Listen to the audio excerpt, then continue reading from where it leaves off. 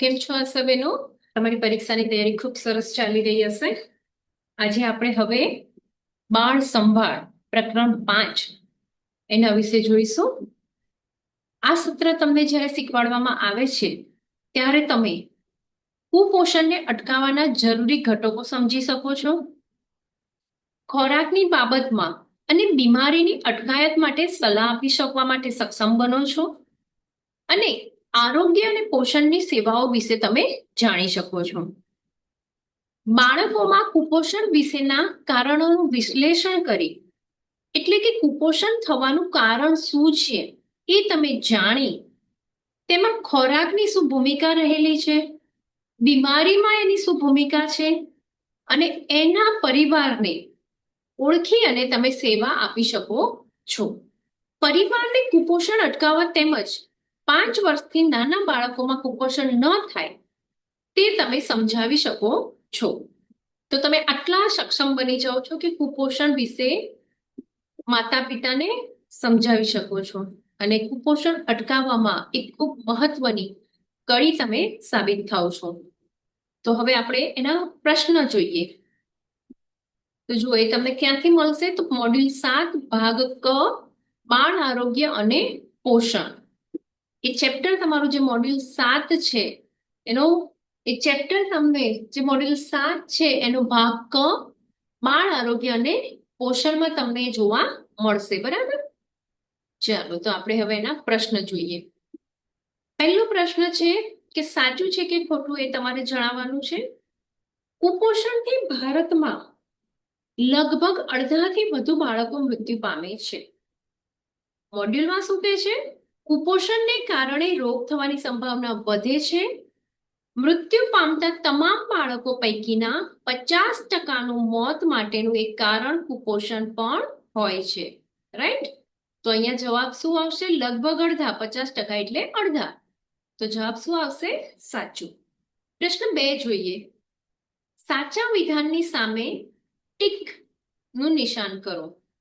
દરેક વિધાન પૂરક પોષણ પર આધારિત છે સિવાય કે ક પોચો મસળેલો ખોરાક, ખ 4 થી 5 વાર દિવસમાં, ગ તેલ અને ચરબીને ઉમેરેલો ખોરાક અને ગ મલ્ટીવિટામિન ગોળીઓ આપવી. તો દરેક વિધાન પૂરક પોષણ પર આધારિત છે સિવાય કે કયું પૂરક પોષણ ઉપર આધારિત નથી? સિવાય કે લખ્યું છે. બરાબર? તો આ બધા તો એના ઉપર આધારિત છે. એક આ એવું છે કે જે આપણે પૂરક પોષણની સલાહ આપીએ ત્યારે આ સલાહ આપતા નથી. બરાબર? તો જવાબ શું આવશે? ગ. ચલો નેક્સ્ટ ક્વેશ્ચન જોઈએ. બાળકને દાળનું પાણી આપવું જોઈએ જેથી સારી રીતે પચી શકે. તો શું આવશે? ખોટું. દાળનું પાણી નહીં પણ ઘટ્ટ દાળ આપવાની છે. ચરબી અને તેલને બાળકોના ખોરાકમાં ઉમેરવું ન જોઈએ કારણ કે ચરબી બાળકો પચાવી ન શકે. તો આ પણ શું આવશે? ખોટું. આપણે એને કહીએ છીએ કે ઉમેરવું જોઈએ, નહીં પણ ઉમેરવાનું છે. બરાબર? એટલે આનો જવાબ શું આવશે? ખોટું. બાળકને બીમારી દરમિયાન ખોરાક ન આપવો જોઈએ. તો એ પણ ખોટું આવશે કારણ કે બાળકને બીમારી દરમિયાન પણ ખોરાક ચાલુ રાખવાનો છે. 1 વર્ષનું બાળક તેની માતા કરતા અડધો ખોરાક ખાય છે. તો સાચું. નાના બાળકોને લીલા શાકભાજી ખોરાકમાં ન આપવા જોઈએ. તો ખોટું. બાળકને આપણે લાલ, લીલા, કલરફુલ તમામ ખોરાક આપવાનો છે. 2 વર્ષના બાળકને દિવસમાં ખાલી 3 વાર જ ખોરાક આપવો જોઈએ. તો શું આવશે? ખોટું. કેમ? ખાલી 3 વાર નહીં. આગળ આપણે જોઈ ગયા કે 4 થી 5 વખત તો ઓછામાં ઓછું આપવાનું છે. બરાબર? જો 2 બાળકો વચ્ચે 2 વર્ષ કરતા પણ ઓછો સમયગાળો હોય તો નાના બાળકને કુપોષણ થવાની શક્યતા વધારે છે. સાચું કે ખોટું? તો શું આવશે? સાચું. બરાબર? એટલે આપણે કહીએ છીએ કે 2 બાળક વચ્ચે ગાળો રાખવો જરૂરી છે. ચલો વર્કશીટ 2 જોઈએ. કેટલા સમય સુધી શિશુને માત્ર ને માત્ર સ્તનપાન આપવું જોઈએ? 6 મહિના સુધી. બરાબર? 6 મહિના સુધી આપણે એને માત્ર ને માત્ર સ્તનપાન આપવું જોઈએ. કઈ ઉંમરથી પૂરક આહારની શરૂઆત કરવી જોઈએ? તો 6 મહિના સુધી માત્ર ને માત્ર સ્તનપાન અને 6 મહિના પછી, બરાબર? 6 મહિના પછીથી આપણે એને પૂરક આહારની શરૂઆત કરવી જોઈએ. ચલો નેક્સ્ટ ક્વેશ્ચન. કેટલા સમય સુધી પૂરક આહાર સાથે સ્તનપાન શરૂ રાખવું જોઈએ? તો 2 વર્ષ સુધી, બરાબર? 2 વર્ષ સુધી સ્તનપાન અને પૂરક આહાર બંને સાથે ચાલુ રાખવું જોઈએ. 1 વર્ષના બાળકને દિવસમાં કેટલી વાર ખોરાક આપવો જોઈએ? 2 થી 3 વાર, 4 થી 6 વાર કે 8 થી 10 વાર? તો 4 થી 6 વાર. કઈ ઉંમરે વિટામિન એ આપવામાં આવે છે? તો 9 મહિના પછી, બરાબર છે? પહેલો ડોઝ વિટામિનનો આપણે જ્યારે MR રસી મુકાવવા આવે છે, મિઝલ્સ રૂબેલા, ત્યારે આપણે આપતા હોઈએ છીએ, બરાબર? તો 9 મહિના પછી એને વિટામિન એ નો પ્રથમ ડોઝ આપવામાં આવે છે. કયા સમયે બાળકને આલ્બેન્ડાઝોલ દવા આપવાની હોય છે? કયા સમયે? બરાબર? તો જ્યારે બાળક 1 વર્ષનું થાય ત્યારબાદ દર 6 મહિને, બરાબર છે? દર 6 માસ સુધી આપણે આપીએ છીએ. પાંડુ રોગથી પીડિત બાળકની સારવાર શું હોય છે? તો જો કોઈ બાળકને પાંડુ રોગ થયો છે તો આપણે સૌથી પહેલા તો એને શું કરવું પડે? આલ્બેન્ડાઝોલની 1 ગોળી ખવડાવવી પડે, બરાબર? જો નજીકમાં આપણે અહીંયા ખવડાવી ન હોય તો. ત્યારબાદ એને IFA ની ગોળી રોજ જે બાળકો માટેની આવે છે એ 3 માસ માટે એને આપવી પડે. પ્રસૂતિ બાદ ધાત્રી માતાને ટેક હોમ રાશન આપવામાં આવે છે? હા કે ના? અને જો આવે છે તો અહીંયા એક બીજો ક્વેશ્ચન આવશે કે કેટલા માસ માટે? તો શું આવશે? રાશન, ટેક હોમ રાશન આપવામાં આવે છે. હા, બરાબર. અને કેટલા માસ માટે? તો બાળક 6 મહિનાનું થાય ત્યાં સુધી રાશન આપવામાં આવે છે. 6 વર્ષ સુધીના કુપોષિત બાળકોને આંગણવાડી કેન્દ્ર ખાતેથી વધારાનો ખોરાક આપવામાં આવે છે? તો સાચું, બરાબર? એ લોકોને વધારાનો ખોરાક આપવામાં આવે છે. 3 થી 6 વર્ષના બાળકોના જૂથને રોજ રાંધેલો ખોરાક ક્યાંથી મળે છે? 3 થી 6 વર્ષ ક્યાંથી મળશે? આંગણવાડીમાંથી. એ લોકોને આંગણવાડીમાં આ ખોરાક બનાવીને આપવામાં આવે છે. અને પછી આંગણવાડી બાળકોને ત્યાં તેડાગર બનાવે અને એમને ખવડાવે, બરાબર? અથવા તો તમે એને ICDS સેન્ટર પણ કહી શકો છો, બરાબર? સરકારની કઈ યોજના હેઠળ ગરીબ પરિવારોને રાહતનું અનાજ મળે છે? તો રાશન, બરાબર? જે રાશન મળે છે, રાશન યોજના છે, બરાબર? પછી જાહેર વિતરણ પ્રણાલી પણ કહી શકીએ આપણે. બાળકોના વૃદ્ધિ ચાર્ટને માપવા ગામ કક્ષાએ કયા કાર્યકર મદદ કરે છે? કયા કાર્યકર? તો આંગણવાડી કાર્યકર મદદ કરે છે. બાળક કુપોષિત હોય તે બદલ દોષ ન આપવો જોઈએ. તો સાચી વાત છે, બરાબર? બાળક કુપોષિત હોય એમાં માતાને દોષ આપવાની જરૂર નથી. આપણે એને સમજાવીશું, પ્રોત્સાહન આપીશું કે થોડું ધ્યાન રાખશે તો બાળક ફરી પાછું નોર્મલ થઈ જશે. સાચા વિકલ્પ સામે ટીક કરો. બાળકના ખોરાક સ્તર વિશે જાણવા માટે ઉત્તમ ઉપાય આ રીતે પૂછીને: બાળક દિવસે શું ખાય છે? બાળકે 24 કલાકમાં શું ખાધું? બાળકને જમવામાં શું આપવું તે માતા શું વિચારે છે? તો આપણે એને જો પ્રશ્ન પૂછવો હોય તો 24 કલાકમાં શું ખાધું એ રીતે આપણે એને પ્રશ્ન પૂછવો પડે, એટલે આપણને એનો જવાબ મળી શકે. શું પગમાં સોજા એ બાળકમાં ગંભીર કુપોષણની નિશાની છે? તો હા. પ્રશ્ન નંબર 16 જોઈએ. બાળકોની નબળી ભૂખ એ પાંડુ રોગનું કારણ છે? તો એનો જવાબ આવશે સાચો. હવે છે ટૂંકા પ્રશ્ન કે બીમારી દરમિયાન ખોરાક શા માટે જરૂરી છે? આપણે કીધું કે બાળક માંદું હોય તો પણ ખોરાક આપવાનો છે, તો શા માટે? એક તો બીમારીમાંથી સાજા થવા માટે, કુપોષણને અટકાવવા માટે અને વારંવાર બીમારીને અટકાવવા માટે.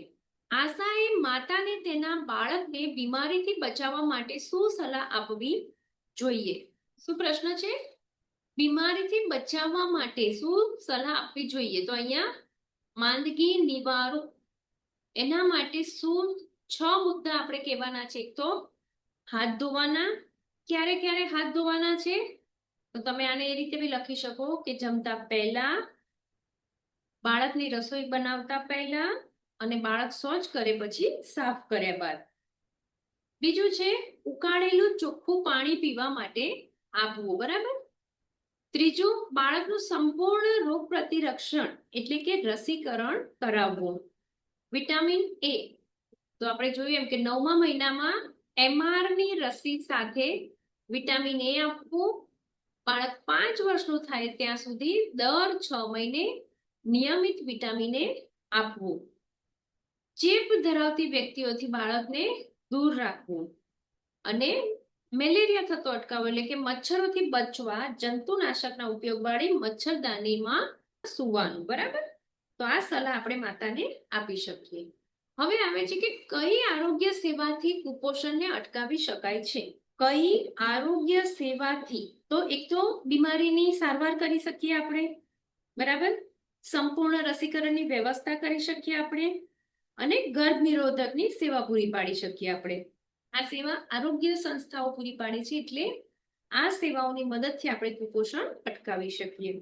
પ્રશ્ન 4 છે કે આંગણવાડી કેન્દ્ર ખાતે કઈ સેવાઓ કુપોષણને અટકાવવા માટે ઉપલબ્ધ છે? અહીંયા મોડ્યુલમાં આપણે જોઈશું. જો આરોગ્યની સેવાઓ આપી છે, અહીંયા આંગણવાડીની સેવાઓ. તો સૌથી પૂરક આહાર પૂરો પાડવામાં આવે છે અને એને ત્યાં રાંધેલો આહાર અથવા તો ઘરે લઈ જવાના રેશન રૂપે પણ એમને આ ખોરાક આપવામાં આવે છે. સાથે સાથે એમનું ગ્રોથ મોનિટરિંગ પણ કરવામાં આવે છે. બરાબર. વજન કરવું અને કુપોષણના સ્તર વિશે પરિવારને માહિતી આપવી એ પણ મહત્વની આંગણવાડી સેવા છે. ચલો હવે આવે છે પૂરક આહાર માટે કઈ 7 બાબતોને યાદ રાખવી જરૂરી છે? 7 બાબતો પૂરક આહાર માટે. તો મોડ્યુલ 7માં આપણે જોઈએ પૂરક આહાર માટેના 7 સંદેશા. બરાબર. તો સૌથી પહેલો છે કે 6 મહિના પૂરા થાય ત્યારે આપણે પૂરક આહારની શરૂઆત કરવાની. દાળનું પાણી નહીં પણ દાળ આપવાની. 4 થી 6 વાર દિવસમાં સ્તનપાન કરાવવાનું અને ઉપરનો ખોરાક આપવાનો. તેલ અને ઘી ઉમેરવાના. લાલ અને લીલા શાકભાજી આપવાના. દૂધ, ઈંડા, માંસ, માછલી બાળકને આપી શકાય છે. અને 7મા નંબરનું છે કે માંદગી દરમિયાન એટલે કે બીમારી દરમિયાન પણ ખોરાક આપવાનું ચાલુ રાખવાનો છે અને માંદગી પછી અધિક ખોરાક આપવાનો છે. તો આ હતા પૂરક આહાર માટેના 7 સંદેશા, જે તમારી સ્કિલમાં પણ પૂછાય છે અને લેખિત પરીક્ષામાં પણ પૂછાઈ શકે છે. હવે છે કે એવા 5 પ્રશ્નોની યાદી બનાવો કે જેનાથી આશા નબળા પોષણવાળા બાળકના પરિવારજનોને પૂછવાથી કારણ જાણી શકે. તો આપણે જો એના સમપરામર્શ વાળું જે છે, બરાબર, કે કેવી રીતે સલાહ આપવી, પરામર્શ કેવી રીતે કરવાનું છે. તો અહીંયા તમને વિશ્લેષણ કરવા માટેનું કૌશલ્ય અહીંયા આપેલું છે. બરાબર. તો વિશ્લેષણ કરવા માટે નીચેની બાબતો જાણવાની છે. તો સૌથી પહેલા તો પોષણની સ્થિતિ શું છે, બાળકનું પોષણ સ્તર. ત્યારબાદ આવે છે કે બાળકને શરૂઆતમાં શું ખાવા આપ્યું છે. બરાબર. આહાર જે આપવા જોઈએ એની તુલનામાં કેવો ખોરાક આપવામાં આવે છે. ત્યારબાદ આવે છે કે એને માંદગીનો કોઈ તાજેતરનો ઇતિહાસ હોય, એટલે કે 6 મહિનામાં બાળક જો બીમાર પડ્યું હોય તો એ બીમારી દરમિયાન એને શું સારવાર આપવામાં આવી હતી. ત્યારબાદ 3 મહત્વની સેવાઓ, સંકલિત બાળ વિકાસ સેવા, આરોગ્ય સેવાઓ અને જાહેર વિતરણ સેવાઓ મેળવી શકે છે કે નહીં. બરાબર. તો આ પ્રશ્ન ઉપરથી આપણે જાણી શકીએ અને એનું પોષણનું સ્તર કયા કારણથી બરાબર નથી એ આપણને ખબર પડી શકે. બરાબર છે. જો હવે વર્કશીટ 4 આવી, એમાં બધી વર્કશીટ છે એટલે એ આપણે હમણાં નહીં કરીએ. હવે આવે છે કુપોષણનું મૂલ્યાંકન. કુપોષણનું જે મૂલ્યાંકન છે એનો પહેલો પ્રશ્ન છે કે શું બાળકને જોઈને કુપોષણ વિશે જાણવું શક્ય છે?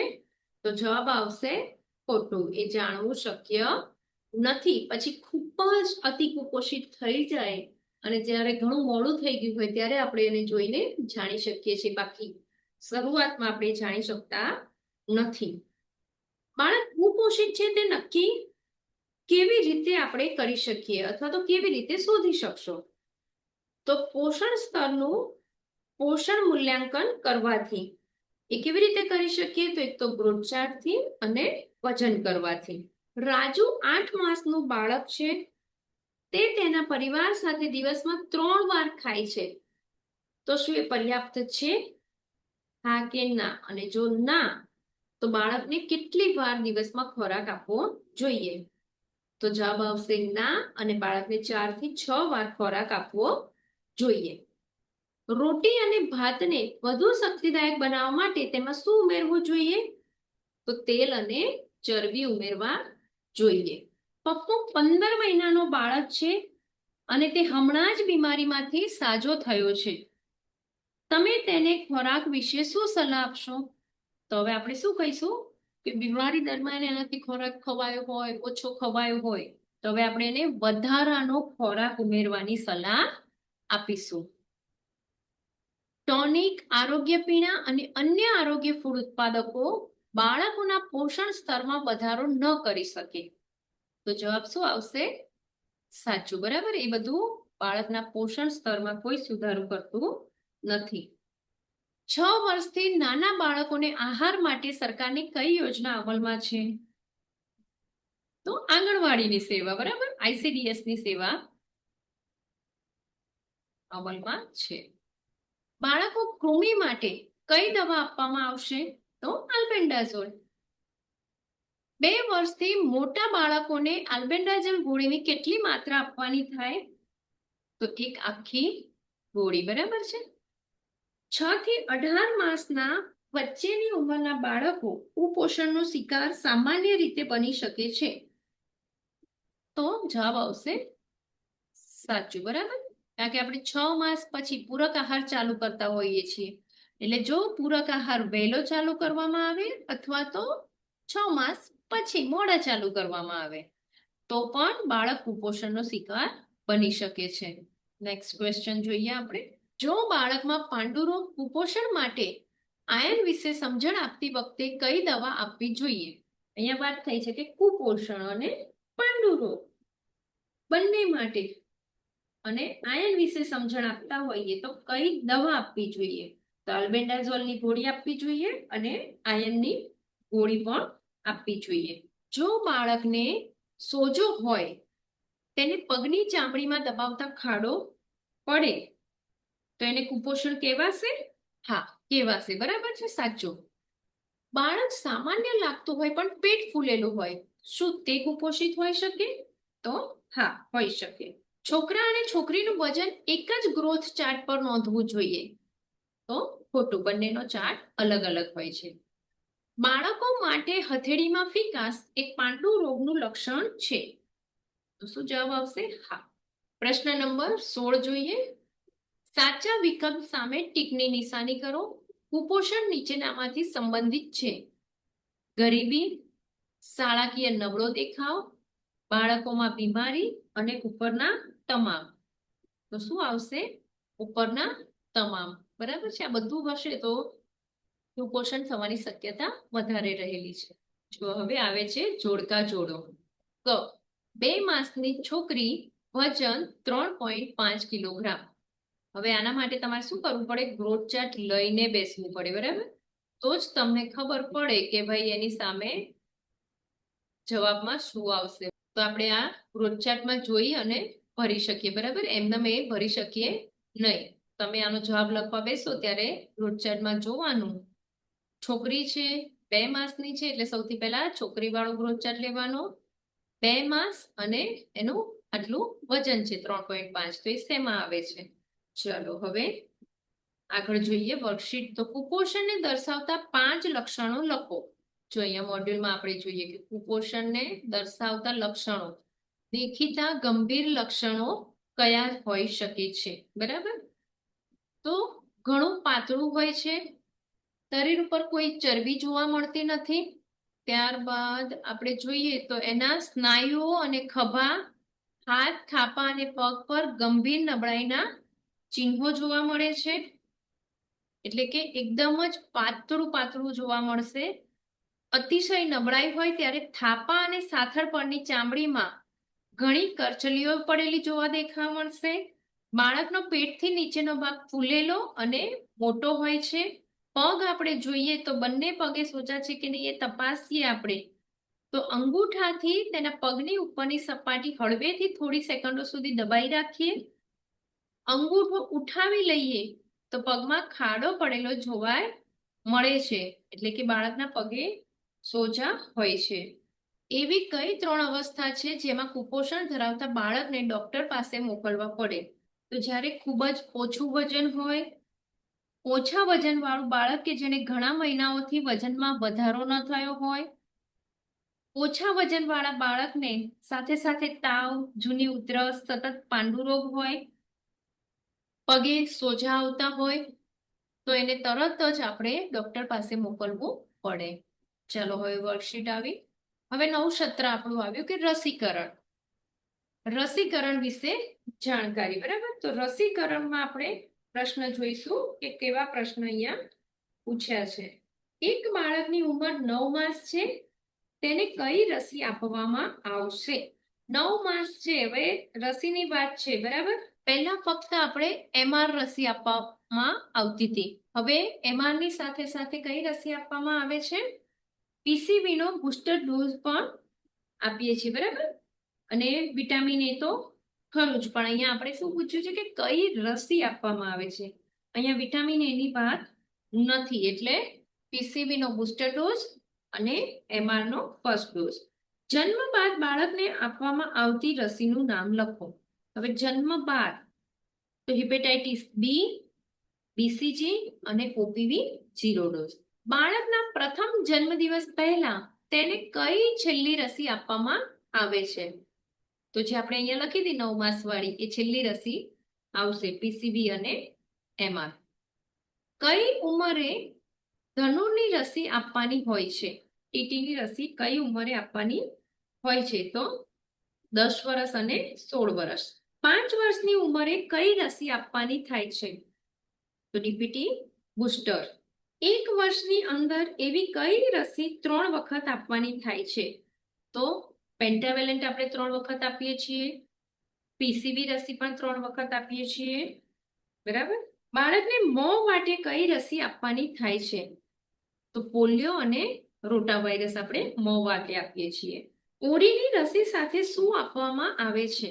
ઓરીની રસી સાથે વિટામિન એ આપવામાં આવે છે. એક ખાલી જગ્યા નાની આપી છે કે આશાએ રસીકરણ માટે સગર્ભા સ્ત્રીઓ અને ખાલી જગ્યાની યાદી બનાવવી જોઈએ. તો બાળકની આશાએ 5 વર્ષથી નાની ઉંમરના બાળકોને VHND પહેલા ખાલી જગ્યા રીતે તૈયાર કરવા જોઈએ. તો રીતે નહીં પણ પહેલા રસીકરણ માટે તૈયાર કરવા જોઈએ. અગેન વર્કશીટ આવી છે. નવું ચેપ્ટર આવે છે કે બાળ સંભાળ. બીમાર બાળકની આકારણી કરવી. તો એનો પહેલો પ્રશ્ન જોઈએ કે એક બાળક સ્તનપાન કરી શકતું નથી, શું તે ગંભીર લક્ષણ છે? તો જવાબ શું આવશે? હા. બાળકને ખેંચ આવે છે, શું આ ગંભીર લક્ષણ છે? હા. 5 માસનું બાળક સ્તનપાન કરી શકતું નથી, બીજા અન્ય કયા 3 લક્ષણો તમારે જોવા જોઈએ? તો જો માંદા બાળકના જોખમી લક્ષણો.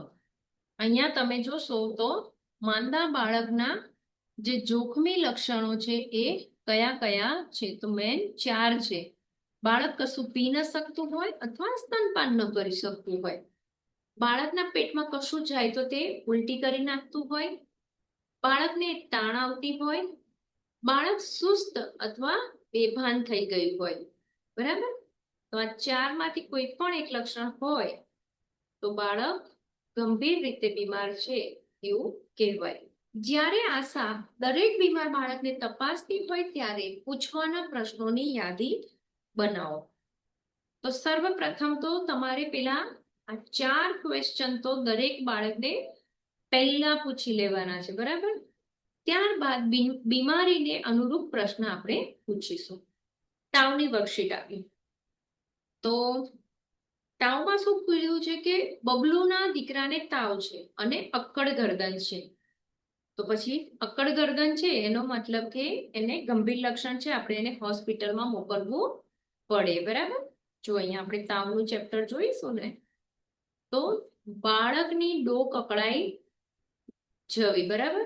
એ કેવું કહેવાશે? ગંભીર લક્ષણ કહેવાશે. એને તાત્કાલિક સારવાર કરવી અને બાળકને હોસ્પિટલમાં મોકલવું જરૂરી છે. બરાબર.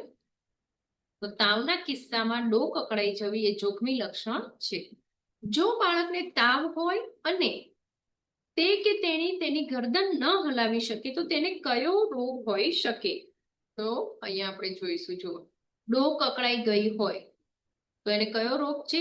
ઘણું ગંભીર ફેબ્રાઇલ એટલે કે મગજનો તાવ હોઈ શકે છે. બરાબર. તો એવા કિસ્સામાં પણ એને તાત્કાલિક હોસ્પિટલમાં રિફર કરવાનું છે. શું તમે એક જ ગંભીર લક્ષણ હોય તો પણ બાળકને દવાખાને મોકલશો? હા.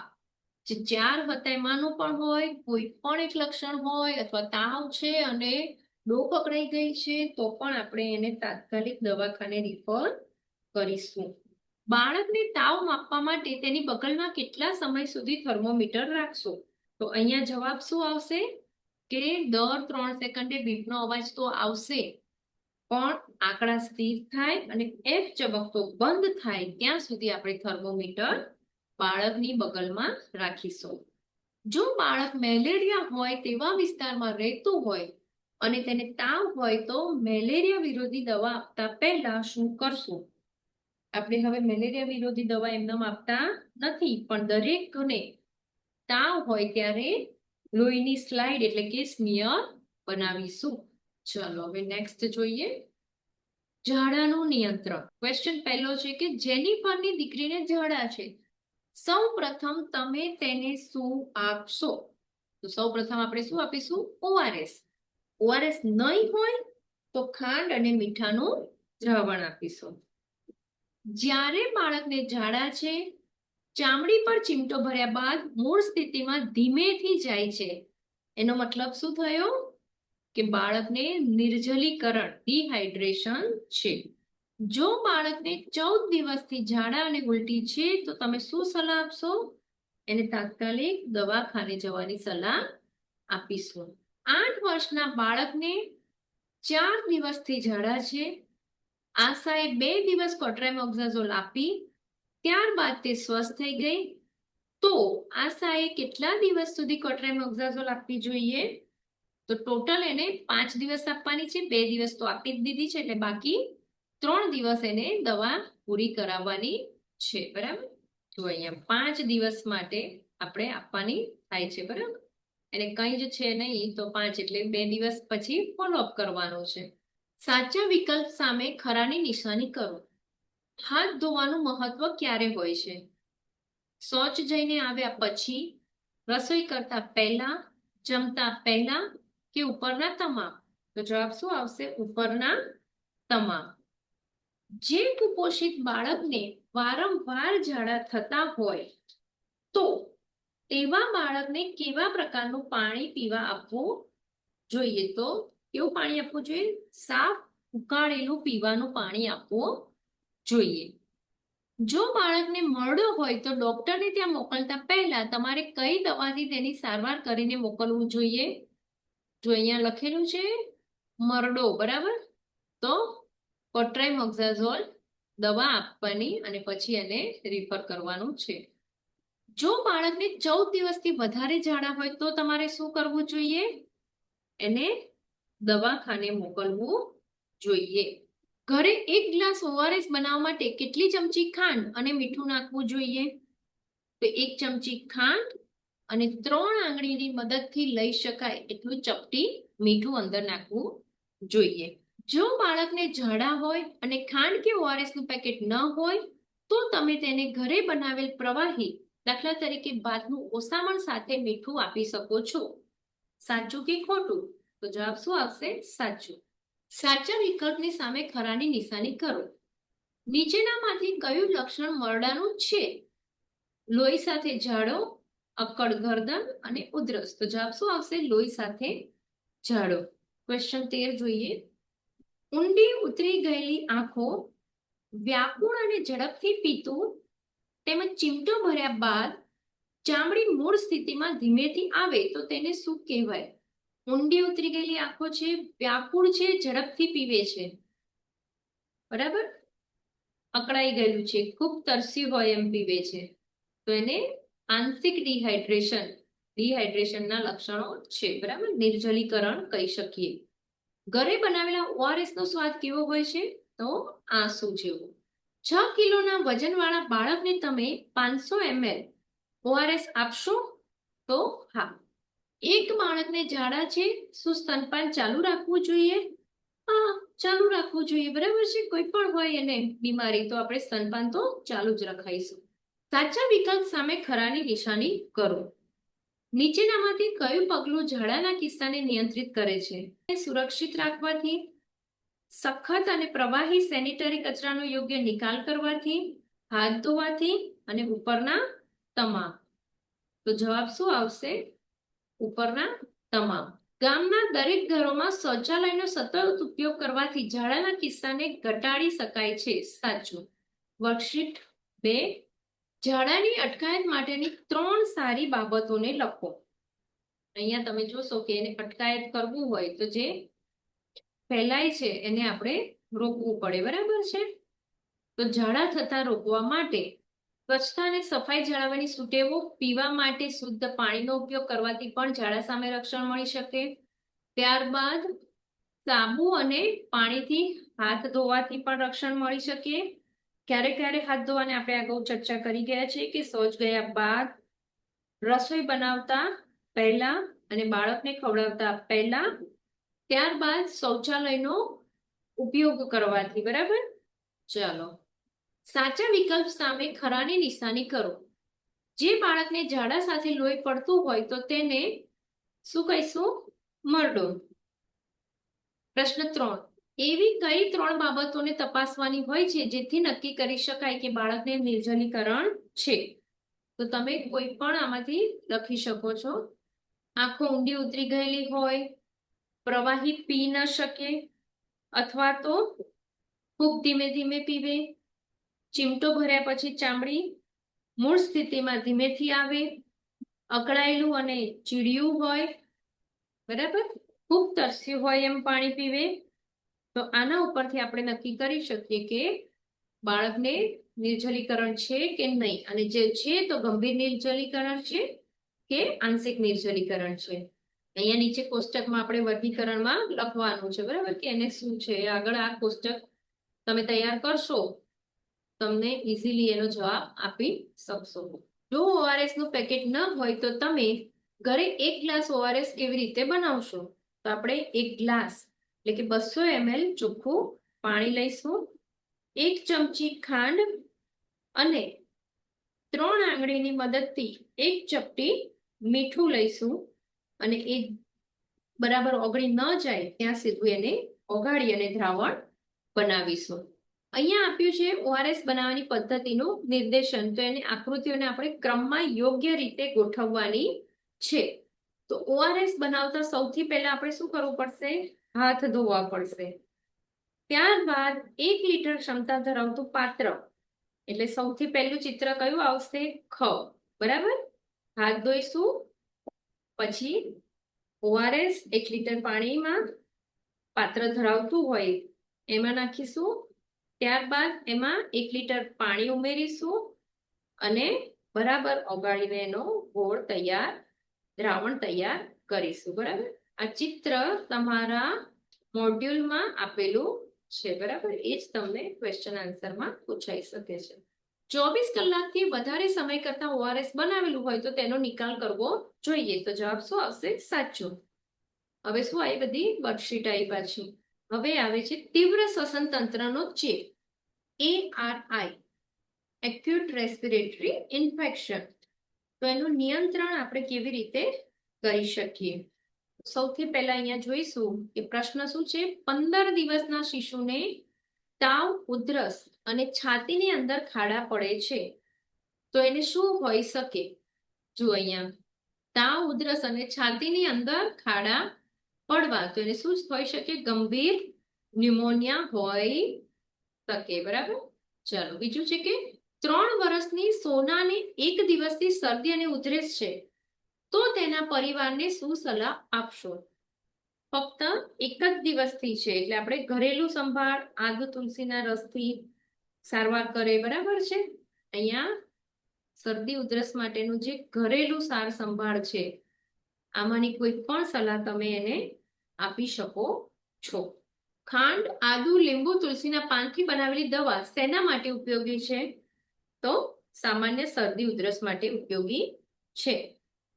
છાતીનું અંદર ઘસવું એટલે કે છાતીની નીચેની દિવાલ જ્યારે બાળક શ્વાસ લે ત્યારે અંદર જાય છે તો જવાબ આવશે સાચું, એટલે કે છાતીમાં ખાડા પડવા.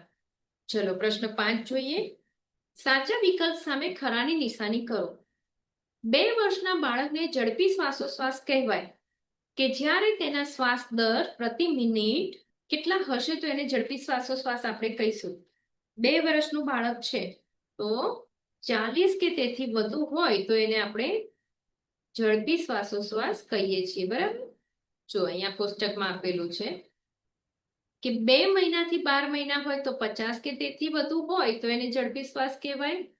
12 મહિનાથી લઈ 5 વર્ષ સુધી હોય તો 40 કે તેથી વધુ હોય તો એને ઝડપી કહેવાય. બાળકની ઉંમર બરાબર 12 મહિનાની હોય તો 1 મિનિટમાં 40 કે તેથી વધુ શ્વાસ લેતું હોય તો એને ઝડપી શ્વાસ કહેવાય. 2 મહિનાથી નાનું હોય, બરાબર, એટલે કે 0 થી 2 માસનું હોય તો 60 કે તેથી વધુ હોય તો એને ઝડપી શ્વાસોશ્વાસ કહેવાય. બરાબર. તો અહીંયા જવાબ શું આવશે? 40. અને અહીંયા છે કે 6 મહિનાના બાળકના શ્વાસોશ્વાસ ઝડપી કહેવાય જ્યારે તે દર મિનિટે 50 કે તેથી વધુ શ્વાસ લેતું હોય. જો બાળકને ન્યુમોનિયા છે અને 2 દિવસથી કોટ્રામેક્સાસોલથી સુધારો નથી જણાયો તો આપણે શું કરીશું? એને દવાખાને મોકલીશું. બાળકને બીમારી પછી વધુ ખોરાક આપવો જોઈએ તો જવાબ આવશે સાચું. તીવ્ર શ્વસન તંત્રના ચેપના લક્ષણો લખો. તો શું આવશે? એને ઉધરસ આવશે, શ્વાસ લેવામાં તકલીફ પડશે, ઝડપી શ્વાસોશ્વાસ, જ્યારે આપણે શ્વાસ ગણીશું તો શ્વાસોશ્વાસ કેવા આવશે? ઝડપી આવશે. છાતી અંદર તરફ ઘસવી એટલે કે છાતીમાં ખાડા પડતા દેખાશે. શરદી અને ઉધરસની ઘરેલું સારવાર લખો. તે જે મેં તમને અહીંયા બતાવ્યું હતું કે સામાન્ય શરદી ઘરે સંભાળમાં આ બધું જ તમે એને આપી શકો છો. બરાબર છે.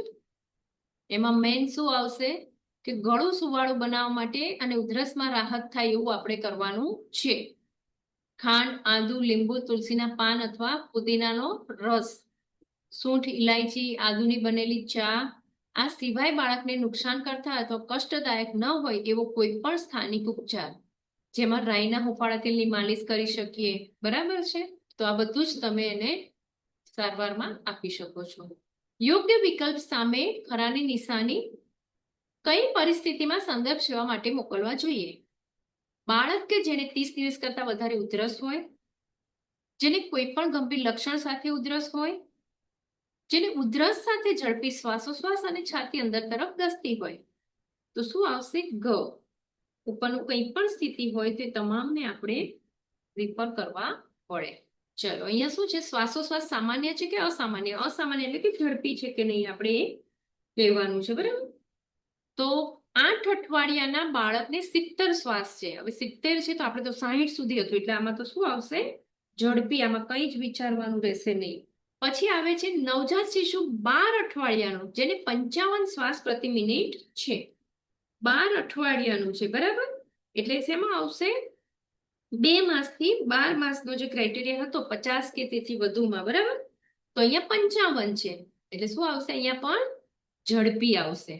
12 માસના બાળકને 50 શ્વાસ પ્રતિ મિનિટ. આપણે શું જોયું હતું? 40 કે તેથી. અહીંયા જુઓ તમને 12 માસનું હોય, જો 12 મહિનાની ઉંમર હોય તો એના 40 કે તેથી વધુ શ્વાસ હોય તો એ ઝડપી શ્વાસ લે છે એવું કહેવાય. બરાબર. તો આમાં પણ ઝડપી આવશે.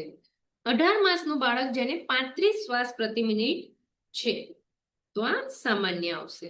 ચલો અહીંયા ગોળીના ડોઝને છે. પછી વર્કશીટ આવે છે જે વર્કશીટ આપણે હમણાં કરતા નથી. જો તમારે સોલ્વ કરવી હોય તો કોમેન્ટ કરજો, આપણે એ પ્રમાણે અલગથી એનો વિડીયો બનાવીશું. ચાલો, હવે આવે છે પ્રકરણ 6, સ્ત્રીઓનું આરોગ્ય અને જાતિ વિષયક સમસ્યા, જે આપણે હવે પછીના નેક્સ્ટ ભાગમાં જોઈશું.